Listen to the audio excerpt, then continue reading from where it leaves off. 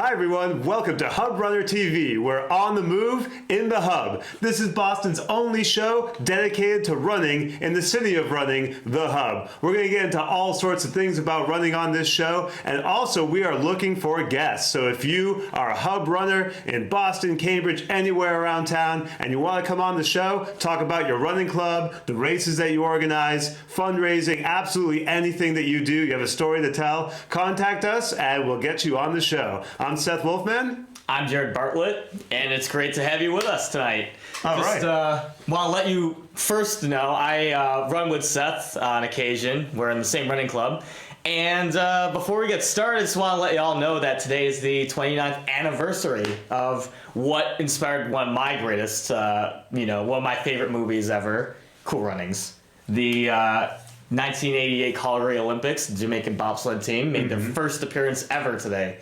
And, obviously inspired one of the greatest running movies of all time. So I was very happy with that. All right. Well, great memory. I barely remember the Calgary Olympics. I think it's one of my first sports memories. I wasn't born. Let's move on. We have a great show for you today. We're going to do a quick segment about a great way to avoid a very dangerous intersection in the hub and also an underused running route that might be a great place for you to run. And then we're going to talk about some hot button topics in running. So let's take a look at a great new place where you might not have run before. It's really nice. And then we'll come back and talk more about running.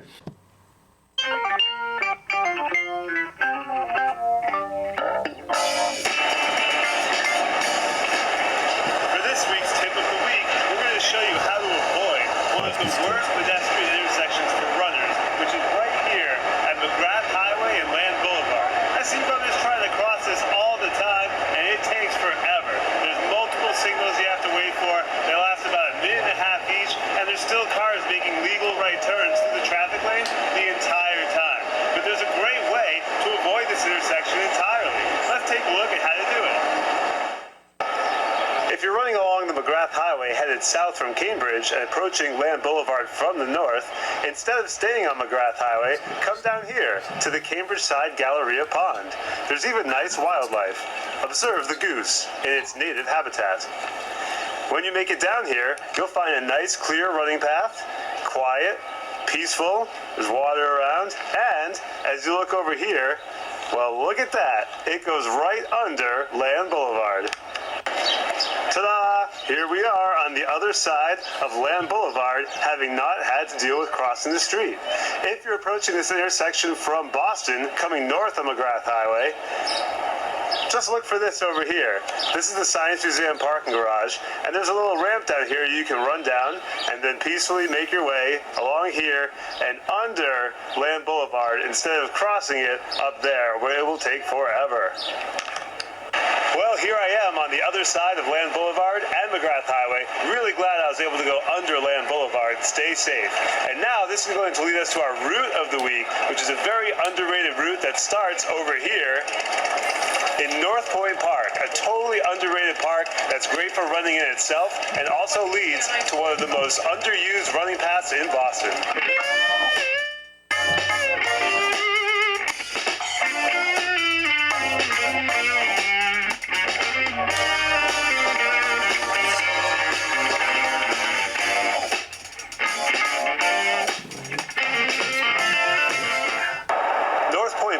Great. It's got great views of the city and a nice open running path so you can get about a quarter-mile loop in. So if you're looking to do some speed work, it's really good for that. It also has a footbridge that leads into a beautiful part of Charlestown called the Charlestown Harborwalk. That footbridge is right behind me, and we're about to go over it. And also, epic views of the Zacum Bridge. This is a great place to run. I see runners here all the time, especially in the morning. It's a really good place to come down and get a nice peaceful workout without leaving the city. Here we are at the start of this epic footbridge that leads from North Point Park in Cambridge into Charlestown. There's even a new skate park over here. Pretty fun times for all you skaters out there. Reminds me of Burnside from Tony Hawk's Pro Skater, which I think is in Phoenix. We've got a lovely bridge. Let's go take a run over it, just like these guys.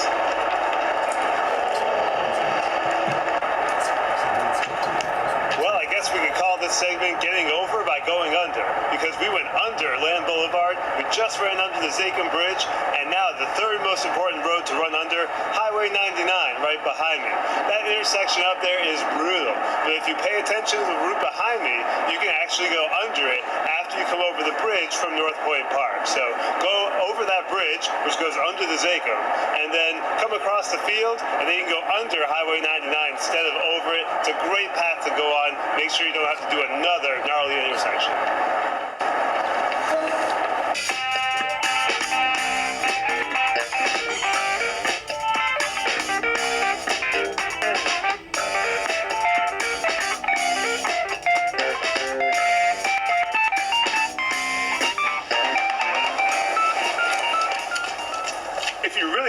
Blast running this route, check out the USS Cassin Young World War II destroyer that's right behind me. It's open for free, spring through fall, and it's only about a quarter mile from where we've crossed under the Zachem Bridge as we work our way towards the Charlestown Harborwalk. It's a great time. Go check it out.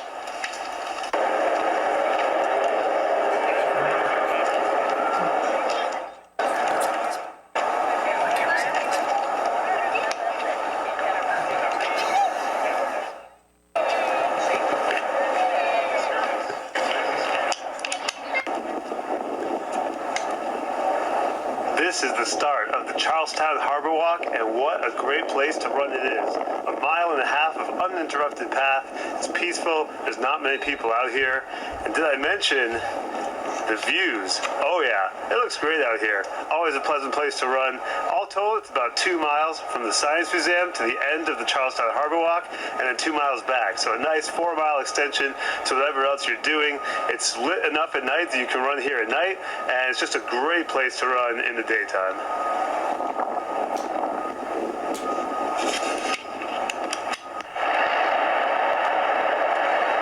Here we are at the effective end of the Charlestown Harborwalk. We've just run about 1.5 miles to get here, and we are right at the Tobin Bridge and this old mill here with the big sawmill in front of it. Now there is a gate down there, right here that we're looking at, and this gate is often locked. You usually can't get through it, and even if you do, there's nothing too great to run on the other side. So this is about the end where I usually turn around and start heading back. We're also right behind Spalding Rehab Center, so you know where we are. This is a great, peaceful path. It's really nice for running. Come here all the time. Recommend it to everybody.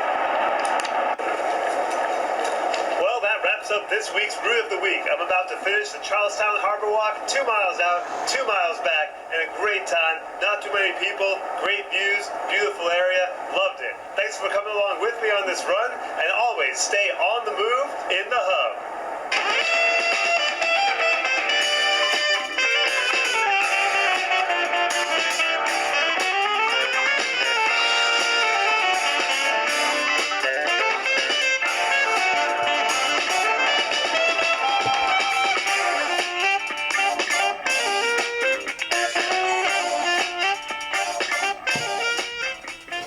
Well, Jared, you got any special places you like to run in the hub? Yeah, no, definitely. I'm just going to first say that me, as a person who kind of leaves his self-preservation at the door when he goes out alone running, definitely appreciate the helpful tips to not get run over by the famous Massachusetts drivers out there. But me, personally, I'm a big fan of the Charles River, as is everyone else in the city. The reservoir out in BC is a good short little loop. The Newton sort of Comm Ave, sort of Heartbreak Hill area is a lot of fun if you want to go explore the higher end real estate of Metro West and work out, you know, some hills into your run, which is obviously something that we all need to do from time to time. And obviously, you know, anywhere that there isn't a lot of ice out there is always a plus in my book. Absolutely. Well, that's great. Let's get into some running topics from this week. It's been a big week in news in running, especially controversial news in running. So let's talk about a couple of those for a minute. First, big news, very viral this week. A runner in Florida was caught cheating at a half marathon by someone else who was far away, I think from Marathon Investigation website, I think in New York or something. So this became very viral. It's all over the mainstream news now and happened very quickly. So first, what is your take on this whole story? So, Seth, I believe this person bragged about her results in social media on Instagram and posted a photo of her watch and decided, it'd be great to just tell everyone what a great job she had done in her half marathon. And all the while, she obviously knew she had effectively, I think it would cut off a couple miles of the course, not run the full thing, didn't earn the second place medal that she got. And in my opinion, probably should not be allowed to run that half marathon ever again. Yeah, it's definitely controversial. The part that gets to me is that how quickly it went all over the place, and also the idea of independent marathon investigation is a little bit scary. It is this day and age where the information's all out there, so we can't really stop people from doing it. But at the same time, what if the watchman gets it wrong and someone didn't cheat, and he accuses them of cheating, and their name becomes completely tarnished on the internet forever, and it turns out the watchman got it wrong. Who watches the Watchmen in vigilante marathon justice? I have no idea. I don't want to know, but I'm hoping that it will not become an epidemic. Right. Well, speaking of which, moving on to other topics that have to do with cheating for a minute. Who are the worst cheaters of all time in running? I gotta go here with the classic hub running example, of course, of Rosie Ruiz, who in 1980 entered the Boston Marathon in the last mile and crossed the finish line claiming to have won, and incredibly got away with it and was presented the winner, which blows my mind that could ever happen. I mean, no TV trucks, no nothing, just it actually worked for about 8 days until they finally decided that she didn't do it, but still are 98% sure, but can't be 100% proven. She still claims that she ran the whole race. Pretty incredible story. So that's my greatest of all time. Who do you got? So, of course, everyone knows about the Ruiz story. Probably the only time that a T-Train has ever beaten a fast runner in my, as far as I'm concerned. But I decided to pick a couple of people who people might not necessarily have heard of before. Sergio and Fika Mutsunig, who were running an ultramarathon, and what they were doing, let's just say Sergio was signed up to run this by himself, and he was wearing his bib number, wearing a GPS watch, got up to the starting line, took off. 45 minutes into the race, he basically went to a porta potty where his twin brother Fika was waiting for him. They traded shirts, they wore the same shoes, the same shorts, and basically what happened was they came up with their own relay race. So every 5 or 6 or so miles, they got a fresh start to this race. They won. They found out through race photos later, one of the brothers was wearing his watch on his right wrist, the other on his left. Oh my goodness. Clearly they didn't think of it that thoroughly, but it also didn't help that after a 5-year ban of ultramarathons was over, one of the brothers actually got 5th place, I believe, in another ultramarathon, and then got banned because he caught doping. So, kind of a 2-strike deal, and it's not 3 and you're out. You're kind of, it's not good. I'll just say that. All right. Well, let's talk about some cheating that maybe you could actually get fired up about. So Nike's been working on a project to try to get a man to run a sub 2-hour marathon. Now, they've actually invested a lot in this, and they're trying to set up different conditions to make this happen. First, I would just say that this isn't entirely equitable. I mean, 2 hours is pretty arbitrary, and also the women's equivalent of a male 2-hour marathon might be something like 2:10 or something like that. So I think they should be investing equally in both. But besides that, what do you think about this whole project, and how much cheating is allowed for you to consider this 2-hour marathon to be legitimate if someone does it? 0. For a legitimate marathon, it has to start and end at the same elevation. It has to be ideal conditions, no tailwind or anything like that. Should be also tested for drugs, any athletes considering doing this. Mm-hmm. And I kind of like to think of it as Formula One, where from a technical experiment, I like the idea of give the runners an Alp to run down and pump them up with whatever you can come up with in a lab to make them faster, stronger, That's what I'm talking better. about. Yes. And there's something fun and exciting about that, pushing the human element to it. Yes, yes. And the research element.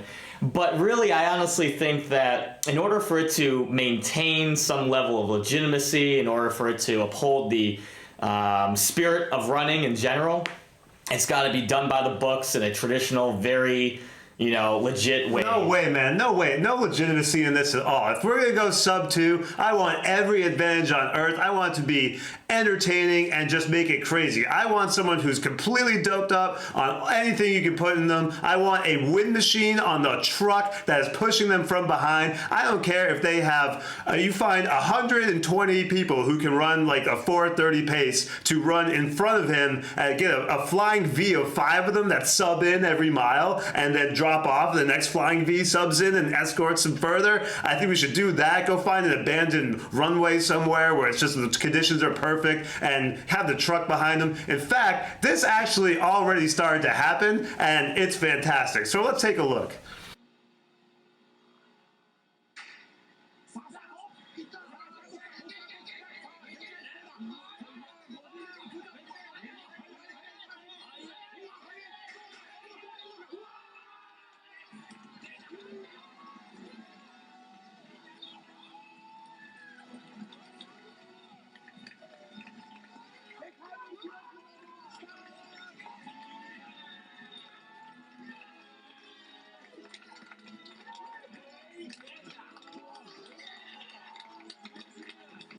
Alright, so what we were just looking at with no sound was a video from Japanese television where they put a wind machine behind Justin Gatlin and he ran the 100-meter world record. I mean, tell me you're not entertained. That was fantastic. I would love to see something like that for a whole marathon. Make him do, how many laps is that? 104? Make him do 105? 105 laps like that. He will crush the marathon world record. It will be fantastic. Love it. Let's move on to our next topic. Speaking of which, last thing on getting advantages in running, should PEDs be allowed in racing? And I say absolutely, definitely should be. It's time to legalize, baby. And here's what you do. You have an enhanced division and an unenhanced division. At major races, athletes can self-declare which division they're in. The unenhanced division gets drug tested. The enhanced division does not get drug tested. Have the same prizes for each. And let's go to it. Let's push the limits of human possibility. Look, when we're talking about sport, we're talking about what humans can do naturally by working out in the gym, by training every day in the morning and at night. They're talking about sweat equity.